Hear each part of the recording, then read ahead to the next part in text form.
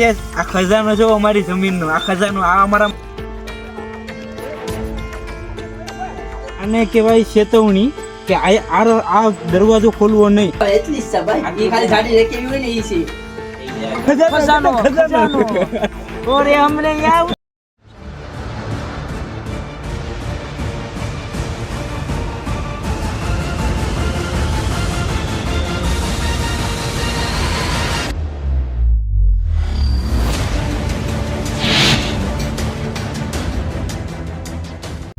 Hello મિત્રો, તમારું સ્વાગત છે રાતના બ્લોગમાં.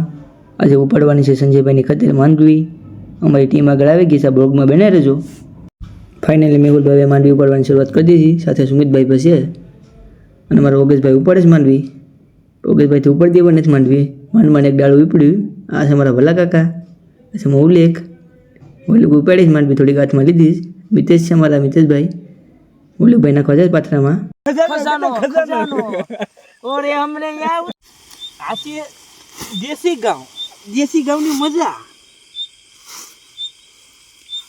હું તમે જિંદગી કાઢો કઈ અમારા ગામડામાં આવો તો ખબર પડે કે કેટલા વીઘે હો થાય. ગાય છે દાસે રૂપિયો ખજાનો. યોગેશભાઈ મોટલી બાંધે છે ને બે સાથે વાતો કરે છે ને બેથી મોટલી પણ નથી બંધાણી બે જો હે બે માંડ મોટલી બાંધીને બે સંજયભાઈની વાડીએ માંડવીની મોટલી મેળવા જાય છે. હવે પુગાડે તો સારું જોઈએ. આ ખજાનો જો અમારી જમીનનો આ ખજાનો આ અમારા માટે રૂપિયો છે. આ રૂપિયા છે અમારા માટે પૈસા. આ પૈસો છે અમારે. આ જિંદગી છે. આ બાપ દાદાનું ખેતર છે. આ જરૂર આ ખેતર આ છે 2-3 મહિનાની મહેનત. 4 મહિનાની મહેનત છે. સોરી ગાય છે. માંડવીનું ડોડું અમે ખોલ્યું ને તો આમાં કઈ વસ્તુ નથી મળ્યું. આમાં જો આમાં બિયા છે, કરમાયેલ બિયા છે અને આમાં હું અમારે તોડી આમાં મૂળિયા છે. આમાં હું તો મિત્રો અમારા બધા ભાઈઓ માંડવી વીણવા લાગી ગયા છે સંજયભાઈની વાડીએ. મારા ભલા કાકાને અહીંયા જો ઠાઠિયું ભરી લીધું છે. અમારા મિતેશભાઈ એક સાઈડ માંડવી જોઈશ ત્યારે સંજયભાઈને મદદ કરવા લાગે છે. એક બાજુ અમારે સંજયભાઈને મિતેશભાઈ જોઈશ માંડવી. સંજયભાઈ એમ કહે છે કે સુમિતભાઈ તમે બનાવી નાખો સા પીએ આપણે. ઓલરેડી સુમિતભાઈએ સા બનાવી જ રાખેલો હતો. સંજયભાઈને કેવું પડ્યું ને ત્યાં સુમિતભાઈએ સા બનાવી નાખ્યો. સુમિતભાઈ બહુ હોશિયાર છે એટલે અહીંયા સા બનાવી નાખ્યો. પીએ આપણે સા. તો મિત્રો એમાં થયું કે સા બનાવ્યો થોડોક જ અને સંજયભાઈ બહુ ગંદ થઈ ગયા છે સુમિતભાઈ માથે અને યોગેશભાઈ માથે. તો યોગેશભાઈ કે કહેવા માંગે છે આપણે સા વિશે.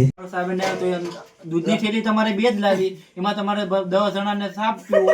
એમાં અમે પાણી નાખતા હતા તો આ લોકોએ અમને પાણી નાખવાની ના પાડી. અત્યારે અમારી માથે બધી સડી ગયા છે. હવે અમારે કરવું અમારે ગળા વારો આવી ગયો. તો મિત્રો અહીંયા અમને દેખાણો ભૂતનો દરવાજો. એમાં યોગેશભાઈ કંઈક કહેવા માંગે. તો અમે બધી ભાઈબંધો અહીંયા માંડવી ઉપર રાતના આવ્યા હતા સંજયભાઈની ઘરે અને અમને અહીંયા જોવા મળ્યું છે એક ભૂતનું ઘર. તમે જોઈ શકો છો.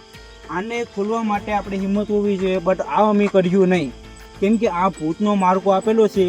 આ શું કહે આને કહેવાય ચેતવણી કે આ દરવાજો ખોલવો નહીં. આ કેટલા વર્ષ પુરાણું ઘર છે એટલે આની અંદર જવામાં રિસ્ક છે. એટલે અમે આગળ જવું નહીં. અમે અમારું કામ પતાવીને પછી આ ઘરમાં જવું. હાલો દોસ્તો. તો મિત્રો ભૂત એવું કંઈ નથી. તો અમારા યોગેશભાઈ ખાલી કેસ અમારે ભરવાના છે માંડવીના જબલા. તમે જઈએ હવે. તો મિત્રો અમારા પંકજભાઈ અને મિતેશભાઈ માંડવીના જબલા ભરી રહ્યા છે અને આપણે ચોખી ને 3-3 કિલો જબલા ભરવાના છે અને આને દેવા જવાની છે સંજયભાઈની યાર્ડમાં. તો મિત્રો થોડાક જબલા વધ્યા તે અમારા સંજયભાઈને મિતેશભાઈને ભરે છે.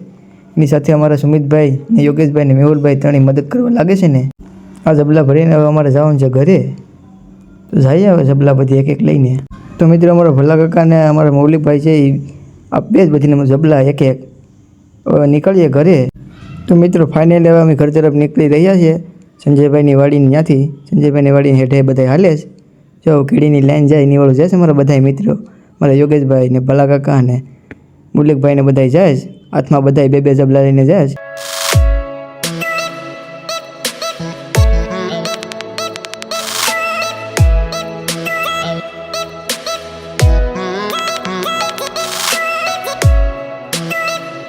હેલો મિત્રો, તમને આ વિડીયો ગમ્યો હોય તો લાઈક, શેર અને સબસ્ક્રાઈબ કરવાનું ભૂલતા નહીં. અને અમે જઈએ છીએ ઘેર. પાછું નવા વિડીયોમાં મળીએ હવે આગળ.